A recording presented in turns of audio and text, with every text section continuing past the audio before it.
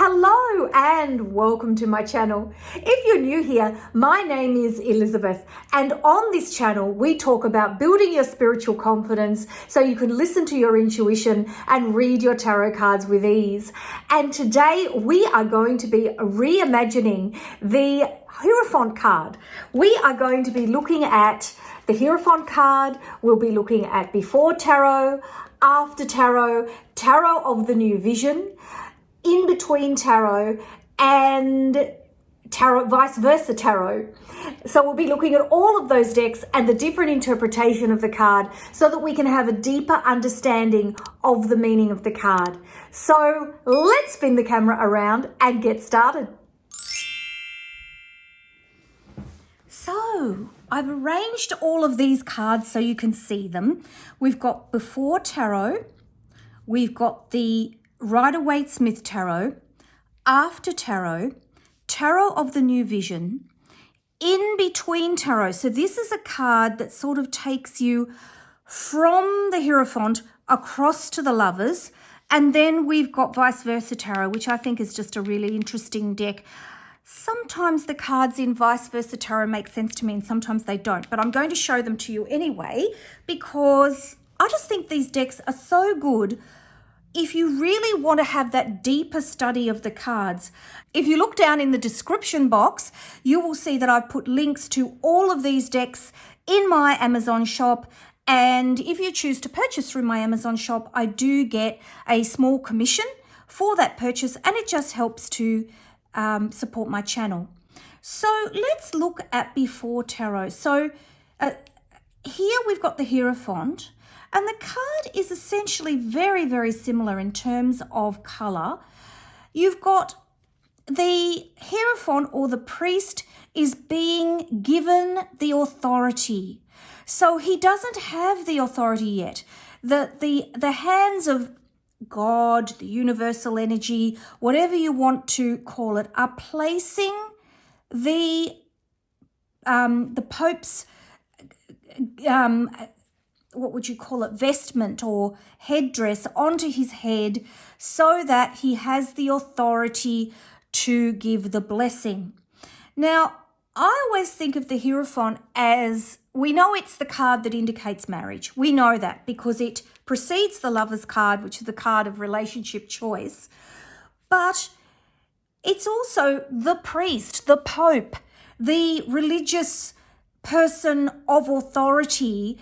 And what does the religious person of authority do? Marriages, funerals. So I always think of this card as, it's almost like it represents all of those structures, traditional structures in life that we have in place that in our modern world have been questioned and molded, but underneath it all, they're pretty much the same.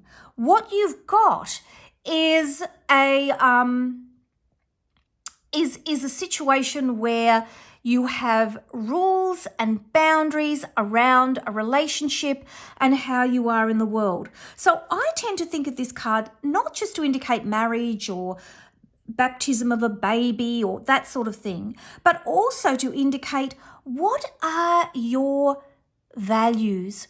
What are your boundaries? Are you managing to have your boundaries in place in a way that is helpful and effective for you? Are you questioning the traditional boundaries that are around you? That's the other way you can interpret this card.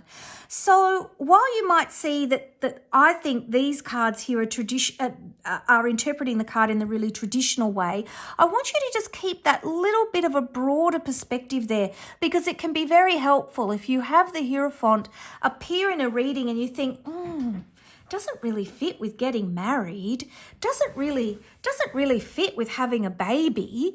What on earth is the tarot trying to tell me?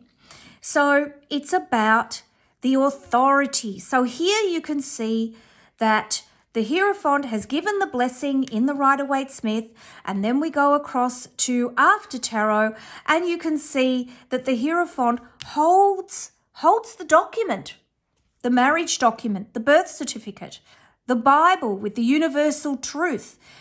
This is about what are those boundaries? What are those values that are so deeply ingrained in everything that we do that even if we interpret the boundary, even if we set things up differently, even if we're in a polyamorous relationship or we choose to live with someone or whatever it is, what are those universal truths that are challenging us that maybe we need to put in place for ourselves to keep ourselves safe, that sort of thing. Then you've got Tarot of the New Vision. Here we have the masculine energy with the snake. And you might say, oh, snakes are evil. Snakes in traditional symbolism are about wisdom and challenges and being tenacious. Then you have the female with the traditional symbolism of purity, innocence, peace, love, the softer energy of the feminine energy. And if we think back, there are the two columns. Here we've got the two columns repeated again, like in the Empress card. If you look here, see the two columns? Boaz and Joachim. And it's he shall, and I don't know why it goes from right to left, but it's he shall establish strength is the meaning of those two letters. Why they go backwards, I still haven't been able to establish. It is probably something to do with perhaps the Hebrew writing. Perhaps it goes backwards. I'm not sure. If you know, please tell me in the comments. And of course, don't forget to like, subscribe, and hit that notifications bell if you love my work. And of course, I'll put a link to the playlist so you can see the videos that I did before this one, where I'm sort of working my way in order through the deck. So you can see here you've got the two columns. So it's about strength of self, balanced strength between the masculine energy and the feminine energy. And of course, it is reminiscent of the Lovers card, where you have again the woman that stands in front of the tree of knowledge and the man that stands in front of the tree of life. And we'll talk about the Lovers card when we get, for the next lot of round of cards that I do. I'll do a deep dive into the symbolism, which I'm about to do with the Hierophant, and we'll also break the card down using these decks.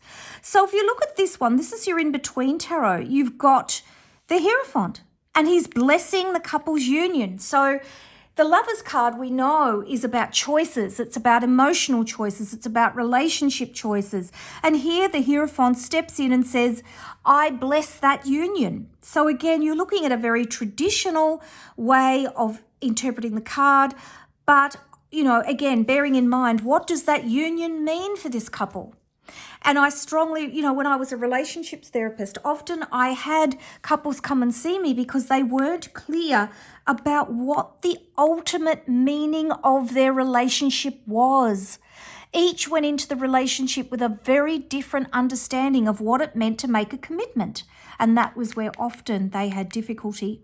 And I found with couples, if they had fundamental differences in their beliefs and their values and their goals in life, it was a problem. If they were on the same train, I used to say, are you on the same train? Do you both want the same things? You might get off at slightly different stations along the way, but so long as you get back on that train and you both keep heading in the same direction, you're going to be okay. But if you both want completely different things, then this relationship is going to struggle. So if there's any advice I can give you when you go into a new relationship, talk about even basic things like how many children you'd like to have, where you'd like them to go to school. Parenting was a huge one in terms of the amount of strictness you want to have, all those sorts of things.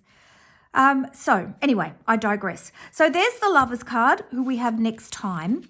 And then we've got vice versa. And vice versa always confuses me. So on one side, we've got the Hierophant, and he's looking out at the world. Symbols of fertility, the open apple with the seeds exposed, the womb of the world, the mother, Mother Earth there with the belly. So goddess of Venus, goddess of fertility.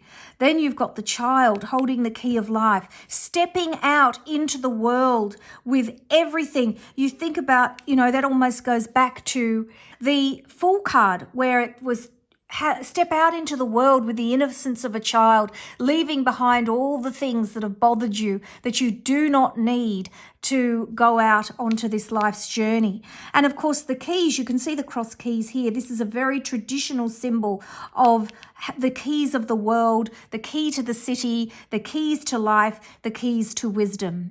Again, the Hierophant has a snake on his staff, and often that's the shepherd's staff. So it's a staff of bringing people to you, of care, of concern, of looking at the world as a whole, not as of its not of its parts. You've got here. And of course, the snake, as I said before, is about tenacious wisdom. He's giving the blessing, the symbol of the blessing. You've got the pentacle here on the back of the chair.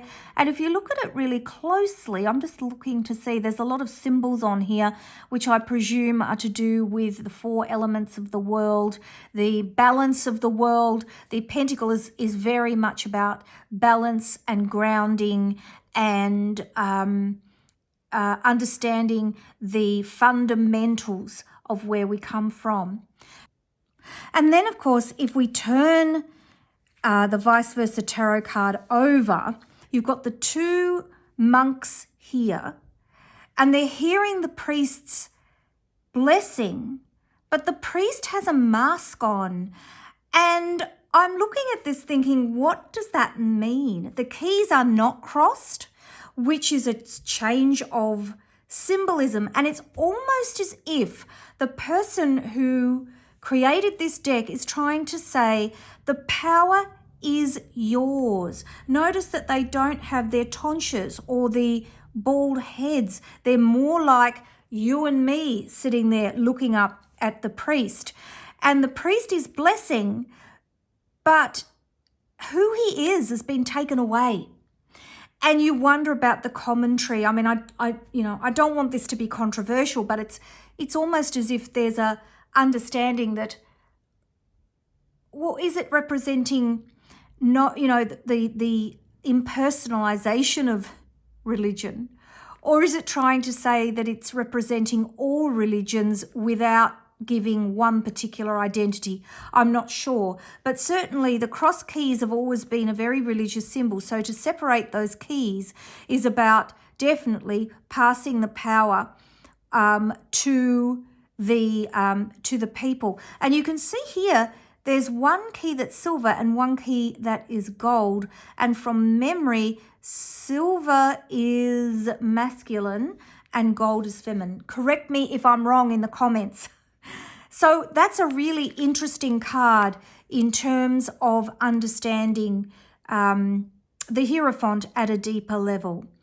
So that is our Hierophant reimagined using those decks. If you love my work, please don't forget to like, subscribe and hit that notifications bell. And of course, if you're interested in looking at any of these decks, I've got some links down in the description box for you. Take care, everybody, and I will see you in the next video.